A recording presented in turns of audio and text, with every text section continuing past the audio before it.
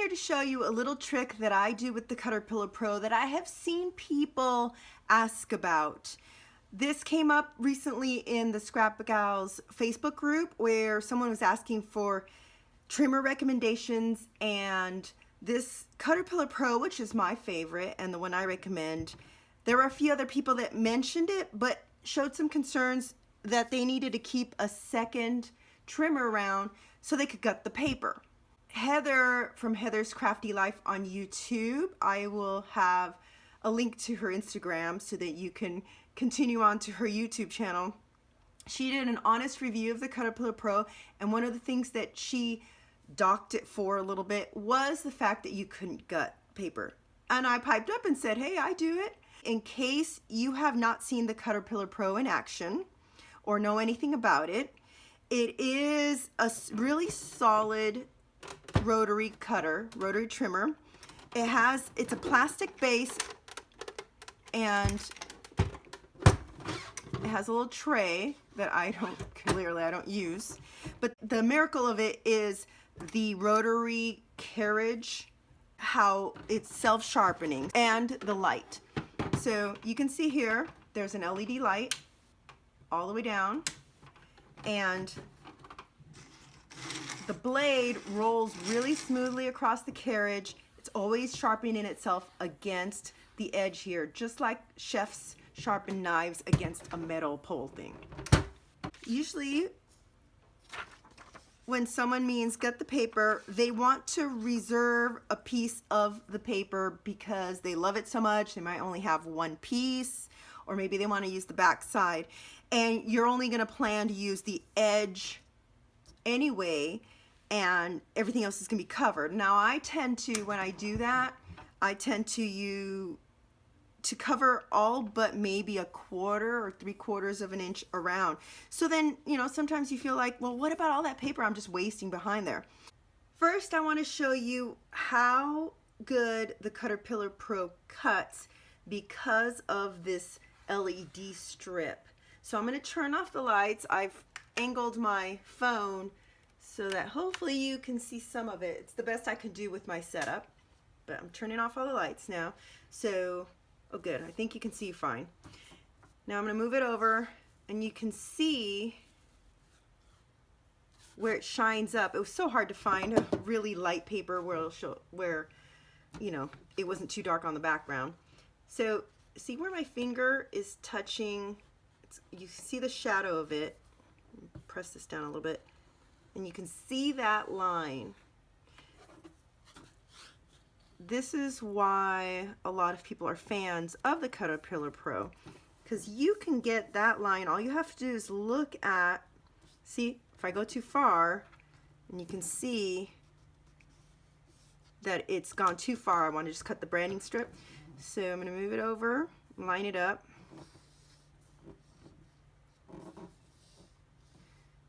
And I always double check. I think that's about where I don't see it anymore. And then cut.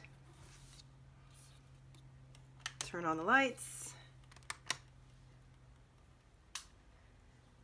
So there is the branding strip. Let me get a white piece of paper so you can see behind it, or you can see the edge better. So nice crisp strip, and white on white basically. Now there's a little shadow from the back side, but you don't see any of the strip there. If you happen to have been off slightly, what's great is you go back and just,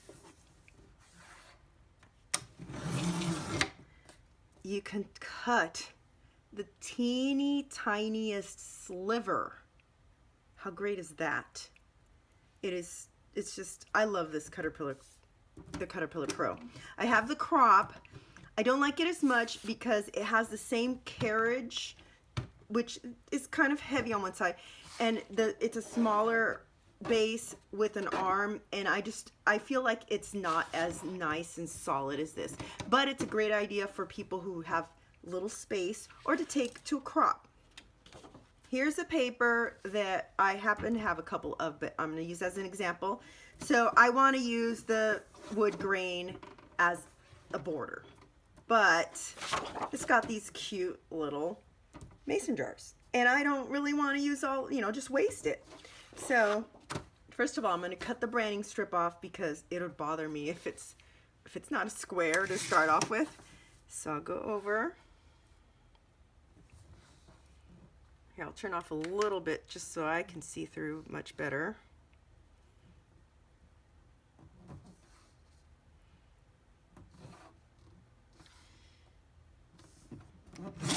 Cut the branding strip off. All right, now this is what I do to gut paper. So I tend to cut top down. You notice that the carriage, hopefully you can see this just fine, rotates out of the way. There's a little bit of give. So what I do is I rotate it out of the way and I slide my paper under it. You just want to be careful you're not going to tear anything, so just keep holding it out of the way. Normally you would probably draw where you want to go, and then you can get up to the corners. Here, because of the way this is, it's not going to be as clean cut at the very corners, so I would give yourself more than you normally do. So I'm just going to give myself an 1.5 inches or so, and I don't bother measuring. I want to preserve some of it inside, but I'm not really exact with it. Sorry, this is 1.5 inches, 10.5 instead of 12. Okay, so then the carriage is still out of the way. I'm going to kind of line it up, so I've given myself a little bit of space on top there. I'm just trying to make sure you can see this. And then you push the carriage back towards the edge of the metal. And then start cutting down, and it will grab in there and then start cutting cleanly. Take it out of the way, like rotate it to the right, and you can see my cut here. See where you begin, as it's going to bite into the paper, it's not very clean right there. So what you do is you can just put it back on. I use my finger and press down the side of the paper and just sort of line it up. Again, I'm not worried about being too exact because I'm just gutting. I'm just preserving some of the inner part. And then I can go back up a little bit.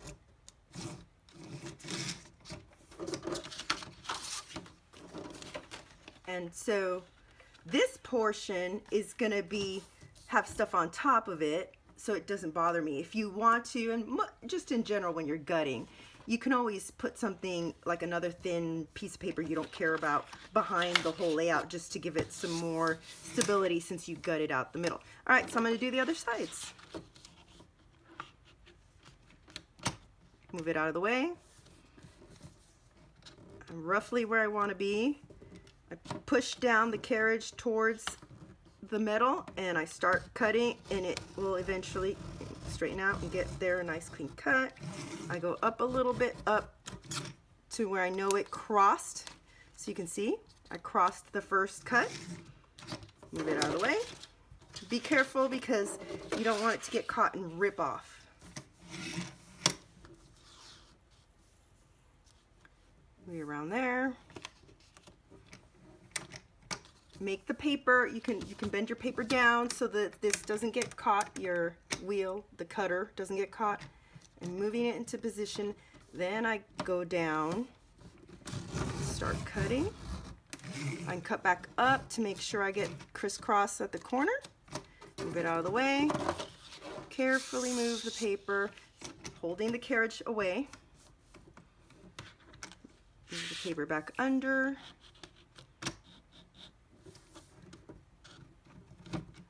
I can do it in the middle if I want, and then it'll bite down and then it'll start cutting cleanly. Get to the corner, I can go back up, get to the corner, move the blade out of the way. That, my friends, is how you can gut your paper using the Cutterpillar Pro.